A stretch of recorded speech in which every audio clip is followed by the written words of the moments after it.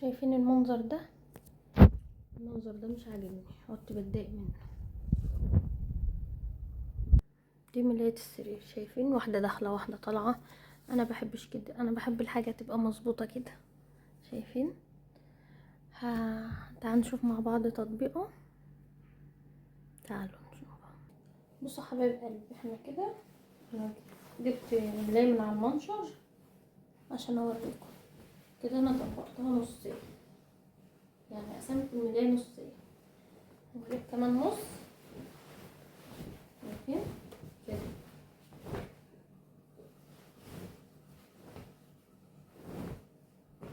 ودي كمان نص. نتني الحرف ده كده، وبعدين نتني ده كده.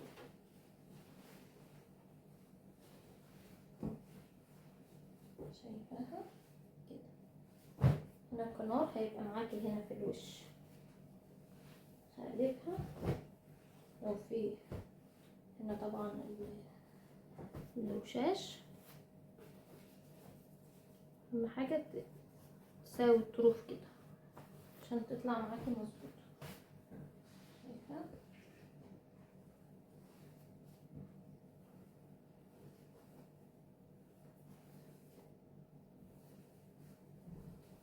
تساوي الدانتيل اللي فيها. شايفاها؟ تطلع معاكي كده، تحطيها كده في الدولاب. ايه رايك؟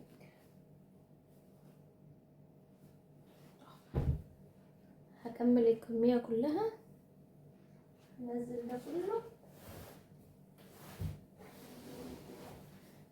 هنزل ده كله.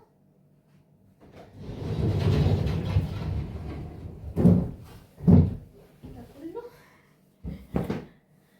هعمله بنفس الطريقه دي، احطه في الدولاب وارجع لكم. يا حبايب قلبي، اكون خلصت الكميه كلها. شايفين؟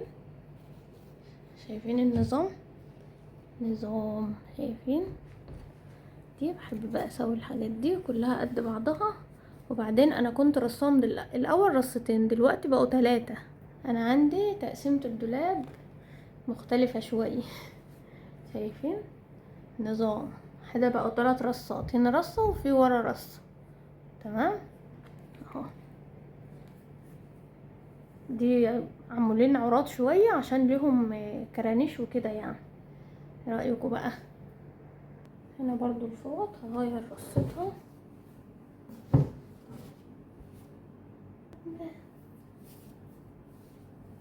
لفيت الفوط رولات كده. بعدين بقى ايه؟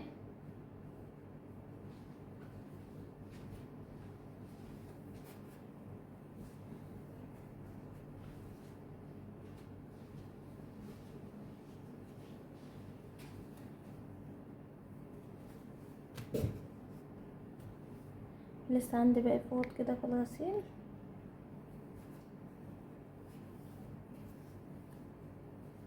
ايه رايكم؟ انا بغيرهم من الشكل ده للشكل ده كل وقت كده والتاني.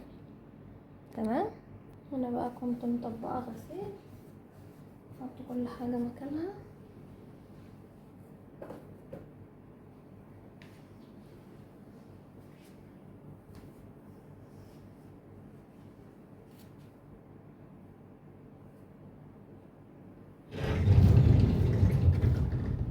انا بحب اظبط كل حاجه على بعضها كده.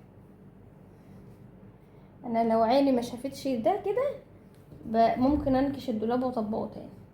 وكل فتره بغير التطبيقه يعني كل مثلا دخلت صيف دخلت شتاء بغير التطبيقه. تمام. هنا بقى طبعا اي راجل ما بيحطش حاجه في مكانها، ده حاجه احنا عارفينها يعني. برضو شايفين؟ ده كان محطوط هنا ما كانش مكانه، هنا بقى اتحط مكانه اهو. شايفين؟ كل حاجه سويه كده. شايفين؟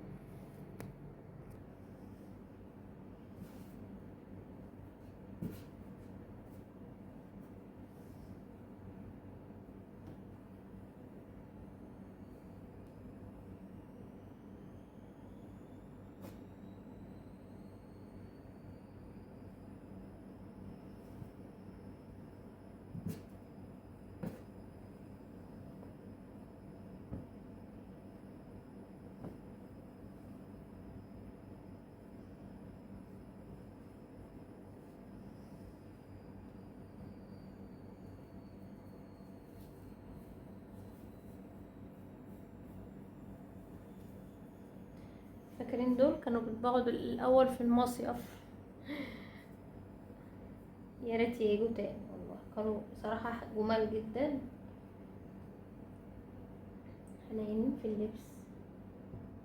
احطه هنا عشان البسه.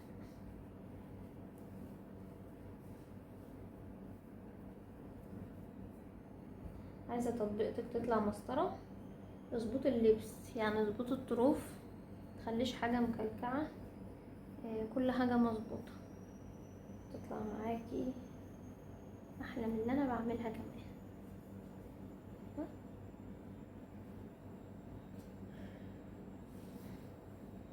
هنا بقى انا احترت في تطبيق القمصان دي، مهما اعمل بيطلعوا ايه، بيتزحلقوا. انا هعرض التطبيقة شوية عشان ايه تظبطي. انا كنت مرفعاها بخليها عريضة، تمام كده. إيه رأيكم؟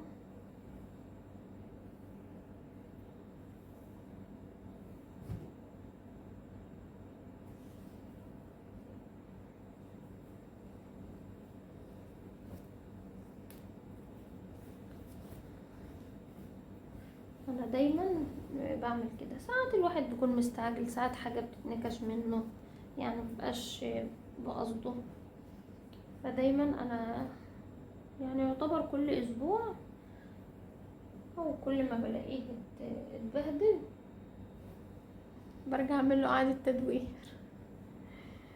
هنا دول كنت مطبقاهم برضو على ظهرهم، ساعات بيبقى ضغطي بيبقى واطي فبطبق الحاجة على ظهرها، بس انا بحب اطبقها كده ان هي الوش عشان اللون يبان. انا بحب الالوان، يعني بحب ايه،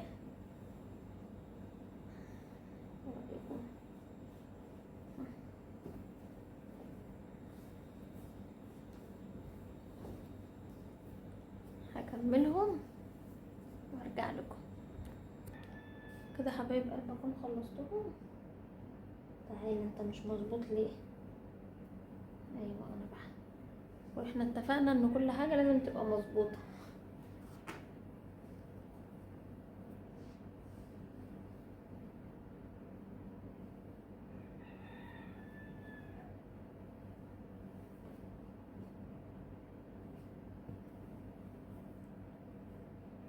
ايه رايكم؟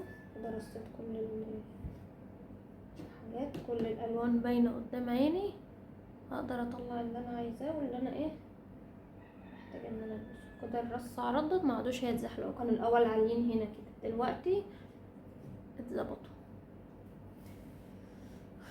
بص سريعه كده على الضلفه كلها. كمان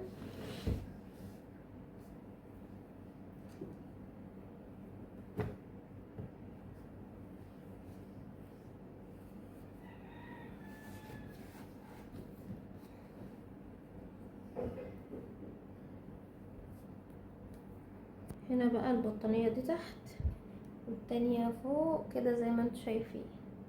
هحطهم الاتنين في رف واحد وهطلع بتاعة المفرش فوق. انا كده طلعت البطانية دي فوق اهي. البطاطين دي ما بشيلهاش تحت السرير عشان بنستعملها اخر الصيف واخر يعني ايه في الخريف يعني بنستعملهم اول الصيف واخر الشتاء كده، تمام كده. بقى هنا عملت البطاطين اهي رول، حطيتهم هنا الاتنين. ايه رايكم؟ كده بقت الدنيا ايه منظمه. لسه عندي فوط من بتاع فرحي كنت عاملاها بالشكل ده، تمام. هنا برضو الدنيا منعكشه، هظبطها وارجع لكم. هنا نزلت الرف كله كده زي ما انتوا شايفين، نزلت كله اهو، هطبقه وارجع لكم. بدأت احط الكوشن الفارو دي عشان ما بستخدمهاش غير في الشتاء لان بحسها بتحرر كده.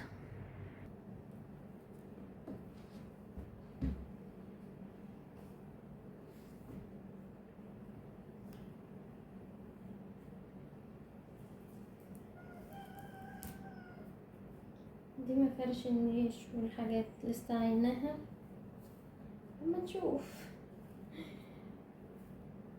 مش راضية اعينهم برضو في مكان تاني عشان يعني الحاجات جتلي في اي وقت،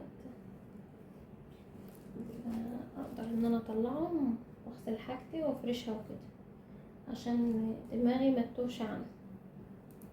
تمام. ده كله.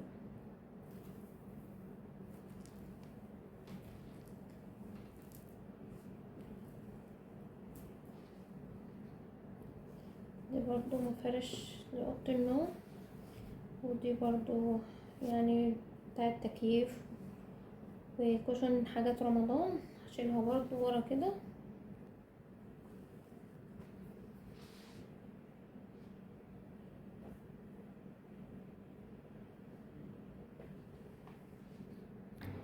كده انا اكون ظبطت الحاجات دي، حطيت الحاجات اللي انا مش بستخدمها تحت واللي انا اهي شويه فوق. وهنا برضو الرف ده جهزته لكم. دي سجادة صلاة حطها كده عشان وقت ما احتاجها. الله.